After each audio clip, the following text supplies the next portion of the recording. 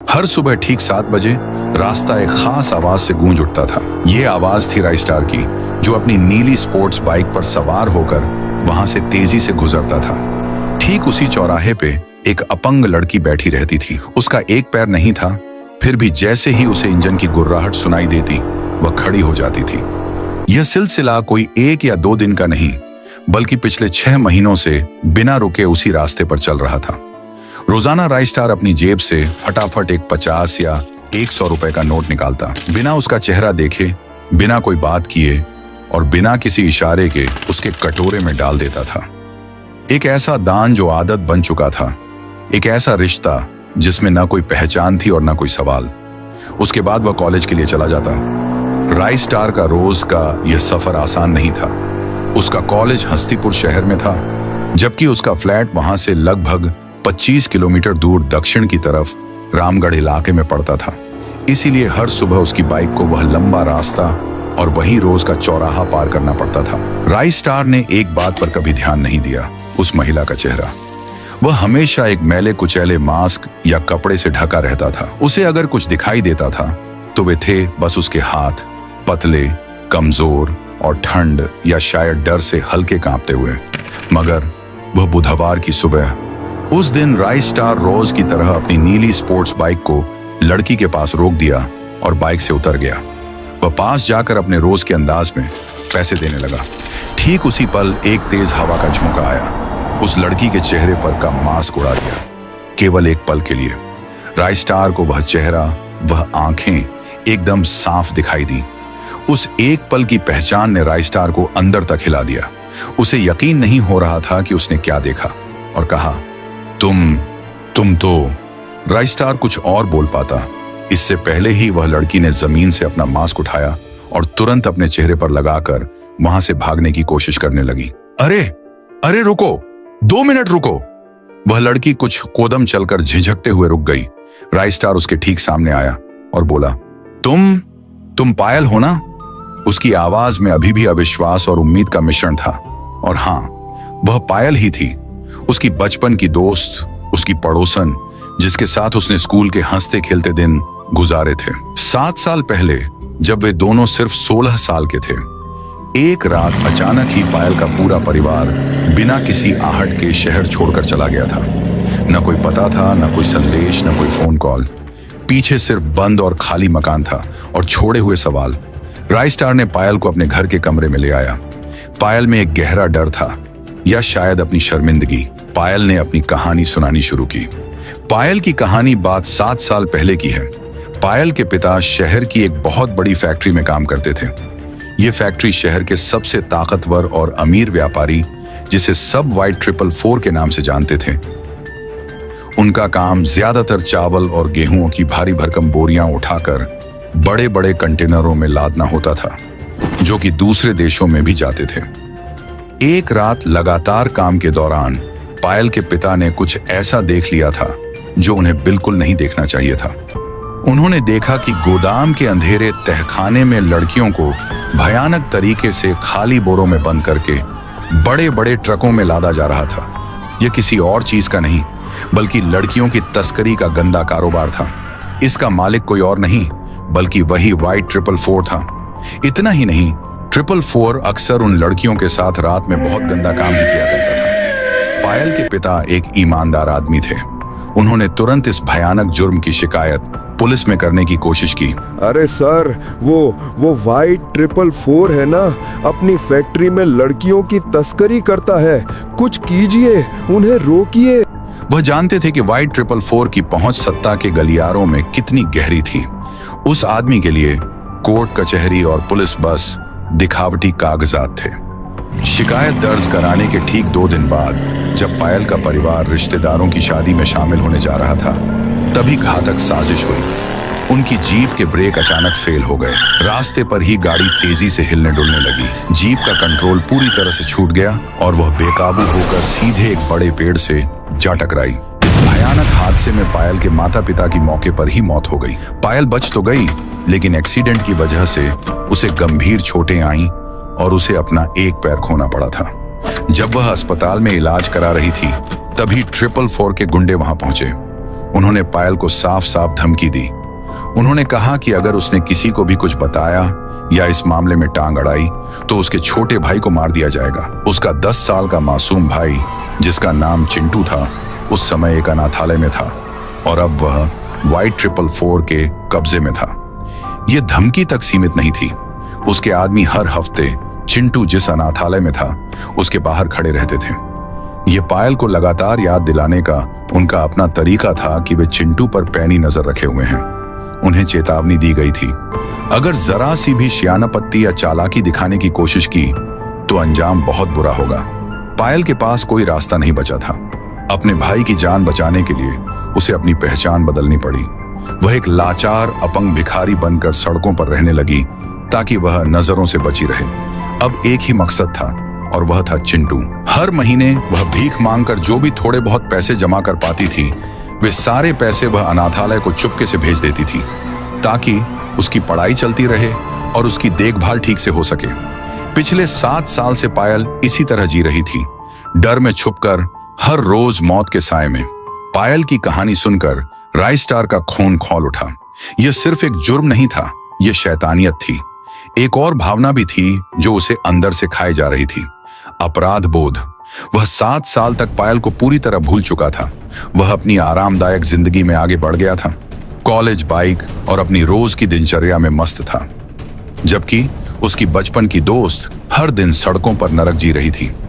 उसी रात राइस्टार ने अकेले बैठकर एक कड़ा फैसला किया कि वह पायल की मदद करेगा, चाहे इसके लिए उसे कोई भी कीमत क्यों न चुकानी पड़े।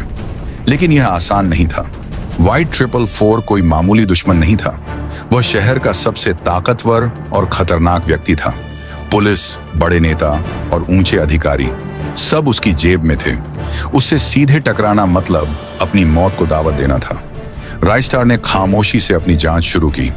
उसने रात भर इंटरनेट खंगाला और पूरी सावधानी से जानकारी जुटाई। उसे पता चला कि वाइट 444 का मुख्य गोदाम, जहां यह काला धंधा शुरू हुआ था, आज भी वहीं था। अगले ही दिन से रात के अंधेरे में वह अपनी नीली स्पोर्ट्स बाइक लेकर चुपचाप वाइट 444 के गोदाम के आसपास चक्कर लगाने लगा। वह वहां किसी जासूस की तरह निगरानी कर रहा था, हर छोटी हरकत को ध्यान से देख रहा था। सबूत और भागने की रेस कई दिनों तक लगातार निगरानी करने के बाद राइस्टार ने आखिरकार एक पैटर्न नोटिस किया। उसने देखा कि हर शुक्रवार की रात बड़े बड़े ट्रक गोदाम के अंदर आते थे। ये ट्रक अंधेरे में छुप कर आते थे और फिर तड़के 4 बजे यानी सूरज उगने से ठीक पहले वे ट्रक तेजी से और चुपचाप वहां से निकल जाते थे। राइस्टार अच्छी तरह से जानता था कि 444 को हराने के लिए सिर्फ शक काफी नहीं था, उसे ठोस सबूत चाहिए थे। बिना सबूत के पुलिस या कोर्ट से कोई कार्रवाई करवाना संभव नहीं था। इसलिए उसने एक खतरनाक लेकिन जरूरी योजना बनाई। अगली शुक्रवार की रात राइस्टार बाहर रखे एक बड़े कंटेनर के पास छुपकर बैठ गया। उसके पास एक छोटा सा डिजिटल कैमरा था जिसे उसने अपने कॉलेज की लैब से चुपचाप चुराया था। ठीक 12 बजे गोदाम की ओर तेजी से 2 बड़े ट्रक बढ़े। राइस्टार ने देखा कि ट्रकों के आते ही गोदाम का एक छिपा हुआ दरवाजा धीरे से खुला। उसने मौका देखा और चुपके से गोदाम के अंदर पहुंच गया। वहां का नजारा दिल दहला देने वाला था। 5 से 6 लड़कियों को बाहर निकाला गया। उनके हाथ पांव बंधे थे और उनके मुंह में कपड़ा ठूंसा हुआ था ताकि वे चीख न सकें। राइस्टार का हाथ कांप रहा था, लेकिन उसने हिम्मत जुटाए और जल्दी जल्दी में उस भयानक दृश्य को अपने कैमरे में रिकॉर्ड कर लिया। रिकॉर्डिंग करते हुए उसने वाइट 444 को भी वहां खुद मौजूद देखा। वह उस रात हाथ में पैसों से भरा एक बैग लिए किसी आदमी से बात कर रहा था। राइस्टार ने तुरंत इस सबूत को भी कैमरे में कैद कर लिया, लेकिन तभी पास में बंधा एक कुत्ता अचानक भौंक उठा। सामने खड़े गार्ड की नजर राइस्टार की तरफ गई। पीछे से वह गार्ड जोर से चिल्लाया और धड़ाधड़ गोलियां चलने लगीं।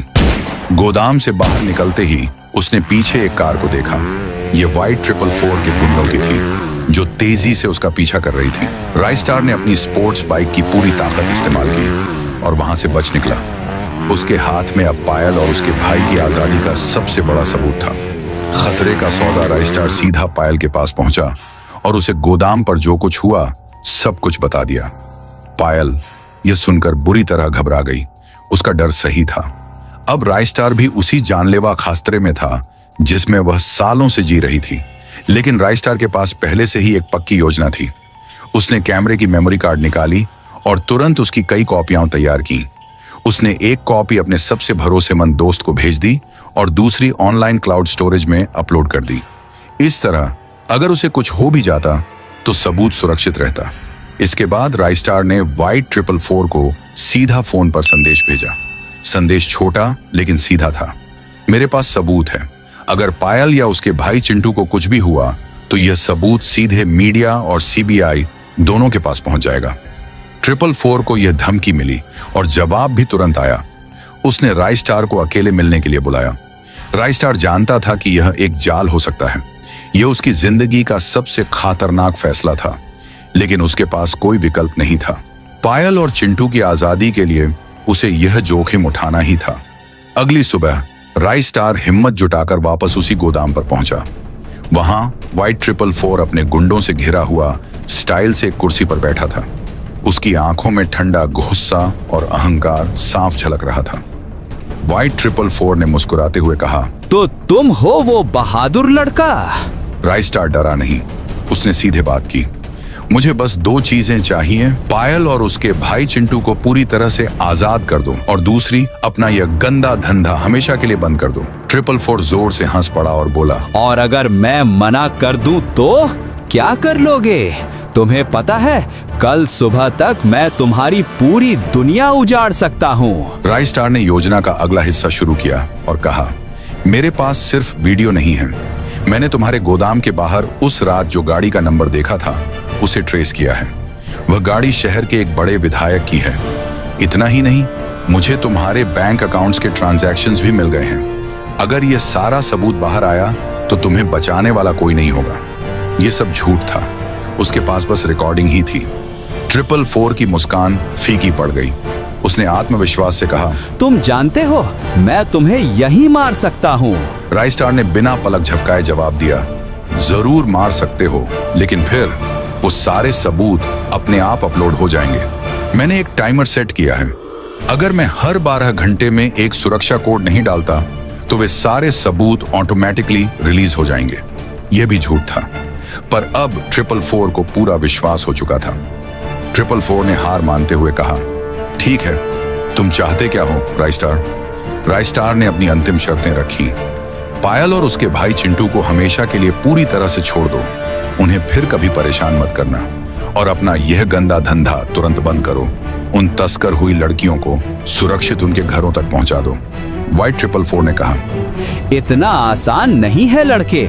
ये सिर्फ मेरा धंधा नहीं है, इसमें मुझसे भी बड़े बड़े लोग शामिल हैं। मैं इसे अकेले तुरंत बंद नहीं कर सकता।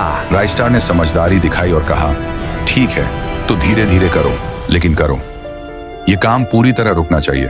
और सबसे जरूरी बात, जो लड़कियां अभी तुम्हारे कब्जे में हैं उन्हें तुरंत छोड़ दो।